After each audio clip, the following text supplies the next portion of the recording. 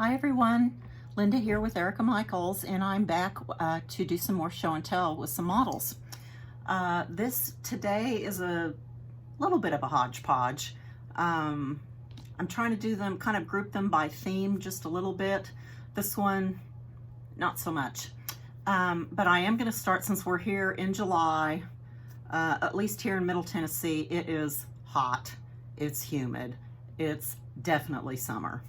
So I've got one of my beach themed pieces that I want to show you, and I don't have too many. I've either already shown them because they're current or they are out on loan to somebody. So I have this one here, and it's called Mermaid Kisses. You see here it says Mermaid Wishes, Starfish Kisses. And it's just a simple, sweet little monochromatic design on the silk gauze. It's all in one color, a pretty watery teal color with a pretty sandy neutral background stitched in. And that little clay star button comes from Just Another Button Company, and it is included in the chart pack. So for Mermaid Kisses, you get the cut of silk gauze as well as that little star button. It's very sweet. This is also not a bad one if you are haven't tried silk gauze yet, because it's not terribly difficult as a starting piece. If you look closely, do you see the texture in the couple of bands right here and also right here are tiny little full cross stitches over 2 threads, or they might even be like road stitches or Smyrna stitches. I like to use those here and there to add texture, and you can see that they still show up even on that fine count. So that's Mermaid Kisses. Next, I'm going to show you a seasonal series that I did a few years ago. I'll start with the summer. I call them 4 seasons for obvious reasons. So, and then the name of the season. So this one is simply called 4 Seasons Summer. And in each case, I found a brief quotation or a little verse or motto that really described the season in just a few words. And so I built each design around that. So the summer, live in the sunshine, swim in the sea. It's got lots of motifs, the sun, the sailboat. There's a row of bee skeps and bees. Each design has the word summer, spring, winter, fall prominent at the top. And then this one has a really pretty border of bright posies that are filled in with a black background that really makes them pop. So this is 4 Seasons Summer. Okay, we just, at least some of us, left the spring season. So spring, nature resumes, or spring is when nature resumes her loveliness. Isn't that the truth? I've got daffodils in each corner, a floral border, pretty greens. There's a row of shamrocks. There are also a couple of little lambs. There's a tiny little butterfly there. So lots of little motifs packed in. And this is 4 Seasons Spring. Then I have, obviously, fall and winter. So autumn, 4 Seasons Autumn, these yummy, rich colors that I love to stitch with. Autumn is a time of harvest and gathering together. So we've got a row of pumpkins, some more pumpkins, some little tiny acorns, and then the border all the way around. Oh, there are pine cones. It's just full of pretty motifs. So this is 4 Seasons Autumn. And finally, we have winter, obviously. Winter. Cold, cozy nights, warm blankets, and hot chocolate. I know I like my hot cocoa in the wintertime. I've got polar bears, little white rabbits. There's some chickadees in each corner. little evergreen trees, snowflakes all around. This one would be the most difficult to stitch of the four because of all those motifs in the white color. If you followed me anytime at all on silk gauze, you remember me telling you that anything with those pale colors is harder to see as you stitch. So these are a little bit larger size, a little more complex, but this one in particular would not be one I would recommend if you've never stitched on silk gauze before.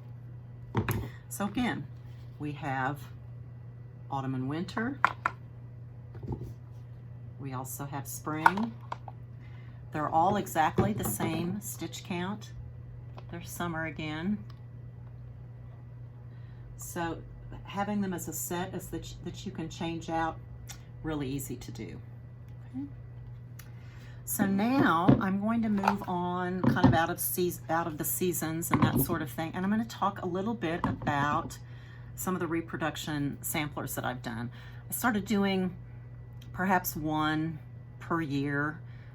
A few years ago, they're kind of a big deal right now. Everybody, or so many people, are doing them, and I caught the bug too, partly because I'm just fascinated with what these girls were doing. And so I started acquiring some. I have maybe 9 or 10 original antiques now. I actually have a couple of them that come from the family, little small ones.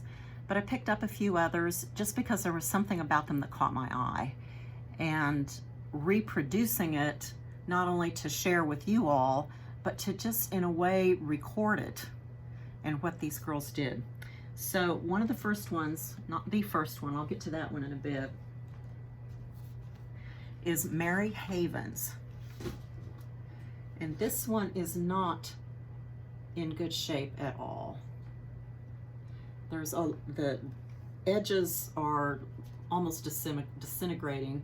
It's got some major discoloration, and it was actually glued with some sort of adhesive to a board. And so we had to remove it.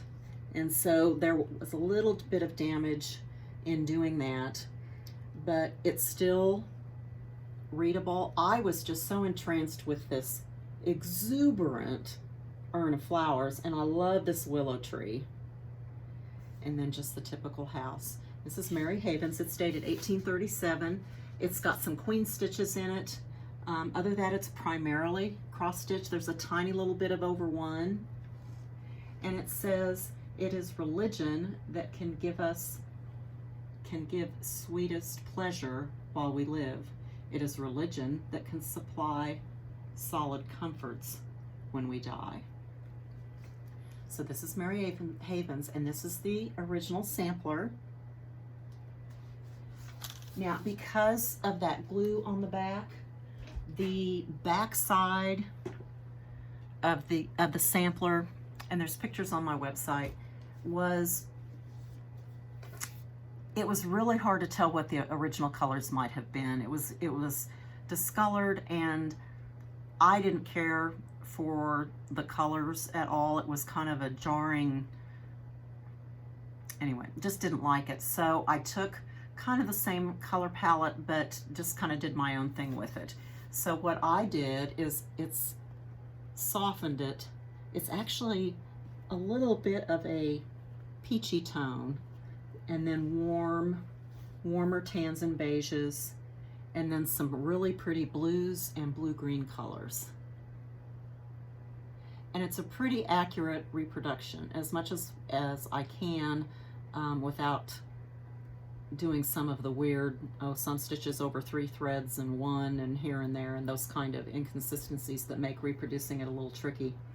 But it also has the queen stitches, which are primarily this little inner border right in here that goes around the center motifs is tonal. It's really kind of a tonal thing, subtle contrast, but it's a queen stitches all the way around, so you'll get pretty good with them. There are also a few queen stitches sprinkled into some of the other motifs here and there. But this is Mary Havens. Now, the other thing about my reproductions, and again, if you've been following me a little bit at all, you know that it's hard for me to stop with just one thing. And when I look at these reproductions, or as I'm stitching it, or even charting it, I'm thinking, oh, dang, that motif will make a great pin pillow, or a needle book, or a scissor fob. So for each of the samplers that I reproduce, I also do a set of smalls. Now, Mary Havens, you'll be able to see them on the link on the website that I give you. I don't have those smalls with me right now. They are on loan to another shop for display, but they're very, very pretty. They're in just this soft, pretty color palette, and they really turned out beautifully. There's also a piece on silk gauze in that set of smalls. Now, I have also seen this reproduction stitched on a, what I think of as a dirtier fabric, and it's got that older look, and it's just stunning as well. So this is Mary Havens. Okay. Then a couple of years ago, I spotted this one, and I'm blue, green, teal, all those wonderful colors, really kind of some of my favorites in terms of my personal taste. And so what drew me to this one, stitched by Abra Lowney in 1825, was the colors. It's a lot of cocoa dark browns, ivory, and that really pops, but that teal, blue, green in here just grabbed my attention completely. When I got this sampler then, when I actually had it in front of me and was looking at it, number one, I discovered that the colors are fairly true here, but I also discovered that this is a true sampler. She has done all kinds of stitches on here. So there is, it's pretty easy to see, she's done a sawtooth satin stitch border all the way around. She's also hem stitched this sampler. And then as we go down, she's got a couple of different alphabets. Some of these are actually, they're all stitched over 2 threads of linen, but some of them are spaced 3 threads apart. So when you're stitching this, you have to pay attention or your rows don't come out the same. She's got a row of eyelets. She has some Bargello work. Sorry about the phone. And then she's got some freehand. Do you see that? The flowers in the basket. And then there's some flowers down in the corner. I'll show you the reproduction here in a bit. The tree, you see the branches of the tree, although I think she stopped. She got the branches stitched, but she didn't fill them all in with leaves.